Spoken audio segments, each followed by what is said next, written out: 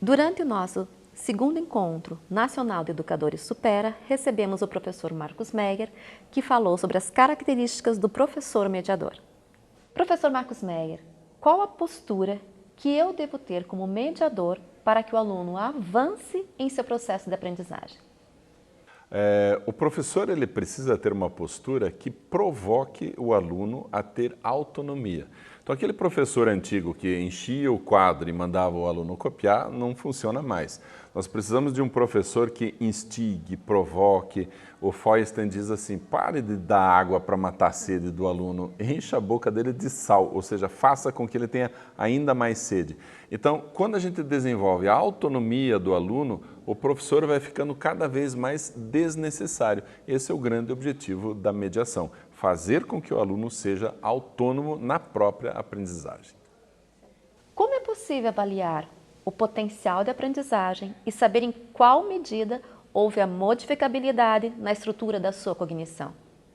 O Vygotsky fala que todo aluno tem um conjunto de coisas que ele já consegue fazer. Ele chama isso de nível de desenvolvimento real. Mas todo aluno tem um potencial, ou seja, ele consegue ir além desde que ele receba ajuda, ou seja, desde que ele possa ser mediado. Então, essa distância entre esses dois níveis a gente chama de zona proximal. É esse espaço que o mediador precisa atuar. Então, a gente precisa incentivar, provocar, fazer com que o aluno vá até o seu potencial. E isso, então, indica que o aluno realmente cresceu, realmente desenvolveu. E o grande objetivo da mediação é fazer com que este nível de desenvolvimento potencial seja atingido de forma constante pelo próprio aluno. Então a gente ajuda, a gente medeia, fazendo com que o aluno possa crescer, possa se desenvolver nessa direção. Qual a grande contribuição para o cérebro humano aprender interagindo com educadores, especialmente interessados em recuperar as funções cognitivas dos seus alunos? Bem, aí nós temos uma resposta bem interessante. O aluno, quando ele desenvolve os sentidos, então visão, paladar e tal, os 5 sentidos, e associa isso às experiências que ele tem, ou seja, um aluno quanto mais experiências tiver, melhor. Então, essa associação aumenta a capacidade do aluno de perceber o segundo sentido das frases, perceber qual é o conteúdo que está sendo trabalhado e perceber o que está sendo realmente ensinado. Então, isso desenvolve a percepção, que desenvolve a capacidade de aprender. Aí o aluno aprende mais. E a aprendizagem faz o que no cérebro? Novas conexões cerebrais. Então, há uma grande contribuição para o cérebro quando este aluno passa por esse desenvolvimento.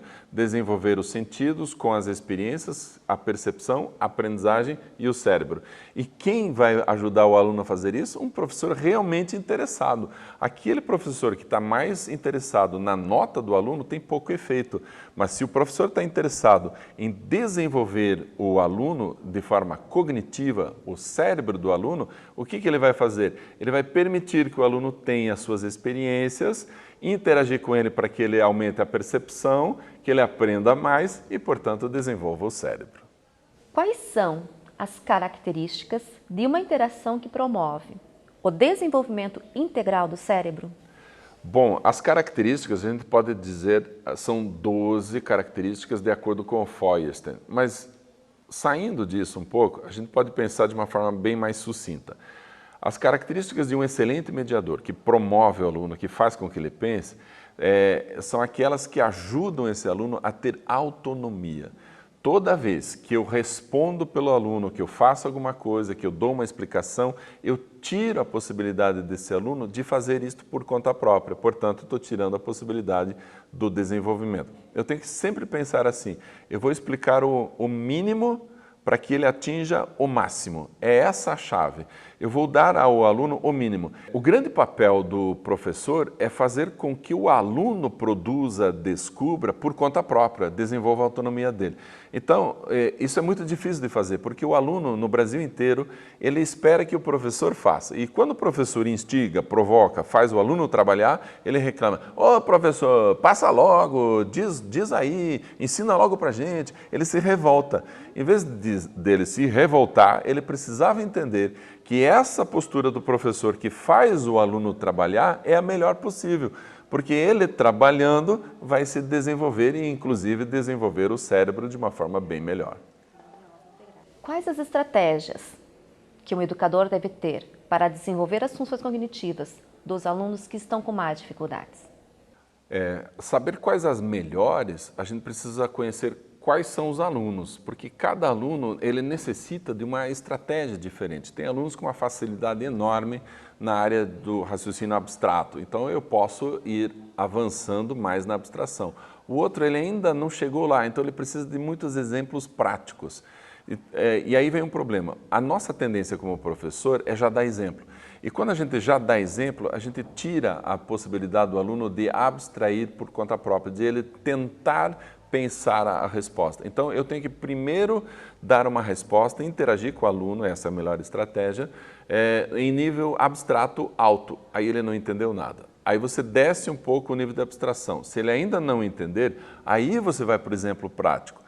Porque se a gente faz o contrário, já dá o exemplo prático, ele nem forçou, né, a gente diz, forçou a cabeça, ele nem forçou ainda a sua própria abstração para tentar descobrir por conta própria. E é porque a gente já veio com o exemplo prático. Então, as estratégias mais adequadas são sempre aquelas que exigem do aluno a abstração, a capacidade de pensar, de raciocínio hipotético dedutivo, de inventar respostas, testar as respostas, ou seja, fazer o aluno pensar. Se eu consigo fazer isso, é uma boa estratégia. Numa sala de aula, onde cada um dos alunos tem diferentes estruturas de pensamento, em que medida a novidade, a variedade, o grau de desafio crescente podem ser regulados por este educador para desafiar a construção de diferentes aprendizados? A novidade, a variedade e um grau de desafio crescente é chave para que o cérebro tenha dificuldade constante para a resolução, para aprender. E é a dificuldade, é a necessidade que promove novas conexões cerebrais. Portanto, se o cérebro recebe tudo pronto, eu não tenho nada novo, não tenho nada diferente e não tenho desafios maiores, o cérebro se acomoda, se acostuma e aí ele não precisa criar novas conexões. Então, quando o aluno enfrenta uma dificuldade, o cérebro pensa assim, opa, estou tendo uma dificuldade aqui, está faltando conexões para que da próxima vez eu tenha mais facilidade. Então, quando a gente tem esses princípios em tudo aquilo que a gente faz, em todas as nossas formas de mediação, o cérebro do aluno se mantém sempre em dificuldade e desafio, e isso vai fazer com que as novas conexões aconteçam. Então, é chave, esses princípios são chaves para o desenvolvimento constante do cérebro. A plasticidade depende dessas características.